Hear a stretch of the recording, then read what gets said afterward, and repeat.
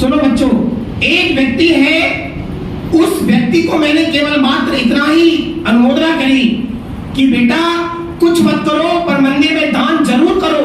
आप इतना पैसा आपके पास, आप इतना नहीं तो आप इतना दान करो, पर दान जरूर करो। लेकिन उस बंदे ने दान के प्रति परिणाम बिल्कुल भी अच्छे नहीं करे और जीवन में कहते कहते भी उसने कभी भी दान नहीं किया।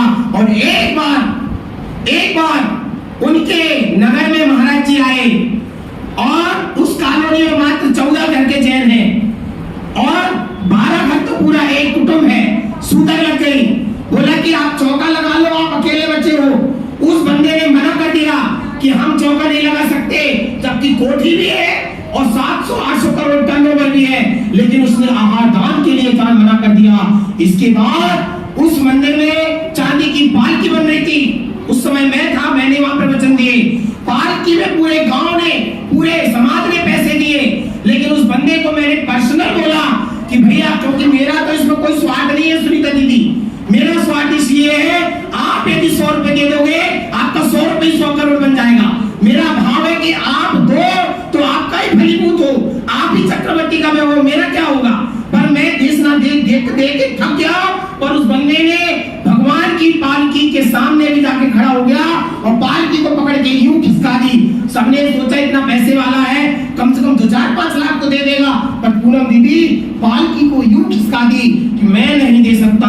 आप बिलीव करोगे मेरे बंधु, आप बिलीव करोगे मेरे बंधु, आज समय निकलते निकलते 5 साल भी नहीं हुए, 700 करोड़ का व्यक्ति आज अर्जुन नगर में एक कमरे में किराए से रह रहा है। 700 करोड़ का व्यक्ति अर्जुन नगर में किराए से रह रहा है और एक जैनी के घर मैंने उसको जॉब लगवाई है और 15,000 रुपए की वो जॉब कर रहा है। उनके बच्चों को पढ़ाने के लिए भी उसके पास पैसे नहीं है। अब लोगों से दान ले लेके अपने बच्चों को पढ़ा रहा है। इसी क्या कहोगे अमरीश भैया, कर्म ये मैं क्या ना, कर्मों की परिणति ये नहीं है कि पिछले भाव में किए तो आज उदय में आ रहे हैं, आज करेंगे तो कल उदय में आएंगे। कर्म की परिणति ऐसी नहीं। कुछ कर्म ऐसे होते हैं जो आगे भविष्य उदय में आते हैं, कुछ ऐसे होते हैं जो पूर्व के उदय में आते हैं और कुछ कर्म ऐसे होते हैं जो वर्तमान में बांधते हो तो उसका फल वर्तमान में ही तुरंत मिलता है, तुरंत मिलता है। बंधुओं, आज भीख मांग रहा है वो इंसान, भिखारी बन गया, उसके बच्चों को पढ़ाने के लिए चंदा कर करके पैसा दे रहे हैं, जिसकी 700 करोड़ टर्नओवर थी। बंधुओं, कभी जिंदगी में भगवान के मंदिर के लिए मना मत करना, एक का सिक्का दे दो। भगवान के दर्शन के लिए कभी मना मत करना, भगवान की भक्ति पूजन पाठ के लिए कभी मना मत करना, नहीं तो जीवन में व्यक्ति कहां राजा भोज कहां गंगू तेली।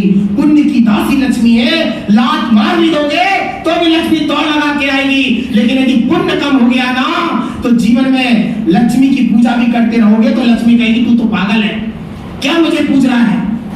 जिनेंद्र भगवान की मैं दासी हूं, जिनेंद्र भगवान को पूज तो तेरा कल्याण होगा, मुझे पूजने से कुछ नहीं होगा। तो ध्यान रखो बच्चों भी और सब लोग कि जिंदगी में मंदिर जी की कोई भी क्रिया हो रही है, अपनी सामर्थ्य के अनुसार दान जरूर करो, मना बिल्कुल मत करो। आज मैंने यही बोला, भले एक का सिक्का दो पर जरूर दो। एक घर का परिवार का एक व्यक्ति भी एक का सिक्का दिए बिना नहीं रहना चाहिए, क्योंकि उत्तम त्याग है, इतना बड़ा दान का पर्व है हमारा। और कहते हैं बंधु, राजा श्रेयांश के यहाँ भगवान के आहार हुए, अक्षय तृतीया को देखिए कैसे पंचाश्चर्य हो गए। और भरत चक्रवर्ती ने 72 वेदी में जाकर के 72 मोती दान करे थे और उसी भाव में पुण्य का बंध बन गया कि उसने 72 सोने के मंदिरों का निर्माण कराया। 72 सोने के राजा उद्यान नगरी में भरत चक्रवर्ती जब सुबह उठता था तो वह 72 चांदी की थाली, पीतल की थाली, सोने की थाली में पूजन के सेट लगाता था, द्रव्य धोता था और सबके सेट लगाकर सब भक्ति करते थे। और उसी भाव में इतना पुण्य बना कि 72 थाली के सेट लगाने से 72 सोने के मंदिर बना दिए। हमारा क्यों नहीं हो सकता बंधु, हमारा क्यों नहीं हो सकता। ये बहुत बड़ी बात